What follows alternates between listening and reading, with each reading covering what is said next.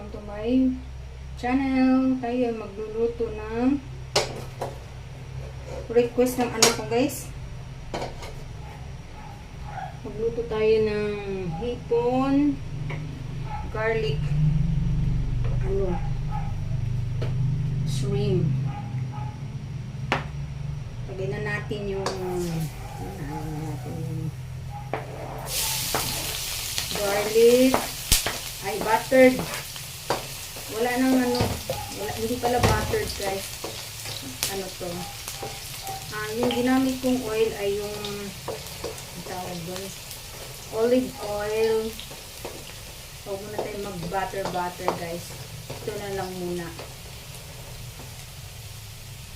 Garlic shrimp. Ang bango. Yan, this is for our dinner. Okay, lagay na natin yung shrimp. Ay! Abi.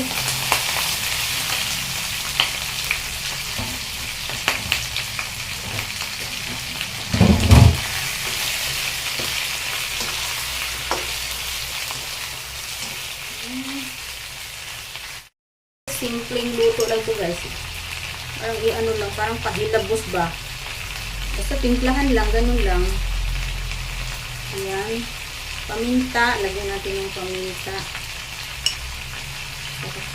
Sa tingin maraming paminta.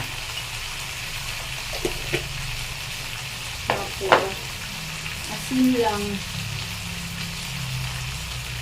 Asin lang tayo. Yung gamit kong asin, guys, ay Himalayan. Yung kulay pink. Himalayan. Ito na yung ginagamit ko. Sa kunti lang kasi medyo maalat din itong shrimp. Hindi ko kailangan lutuin mabuti kasi madidurog. Parang half cook lang ang pagkakaluto nito. Ganyan lang siya. Tapos, yung pampatamis ko, guys, kasi hindi na nagagamit kasi nanghihinayin ako. Instead na ilagyan ko siya ng tomato, ay ketchup. Yung ketchup ba? Wala kaming ketchup. Ito na lang gagamitin ko. Try ko lang to, trial and error, kung masarap ba. Ito, Jufran sweet chili. Jufran sweet chili. Hindi pa naman siya expired. Pero, gusto ko na siyang ubusin. Kasi ilang buwan na ito, ayaw ng anak ko nito. Ngayon, magugustuhan niya ito dahil wala siyang magawa dahil itinimplak na dito. Kung ayaw niya, di ako ang kakain. Gusto ko sana yung ketchup ba.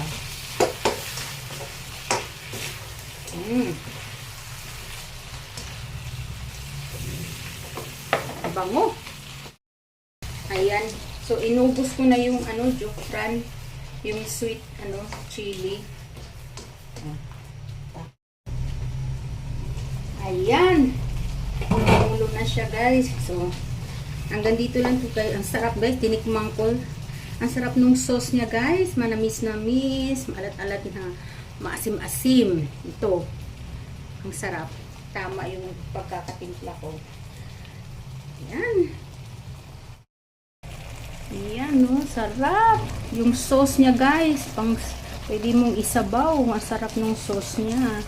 Wala pa akong nilagay na dyan, sabaw. Sauce lang yan.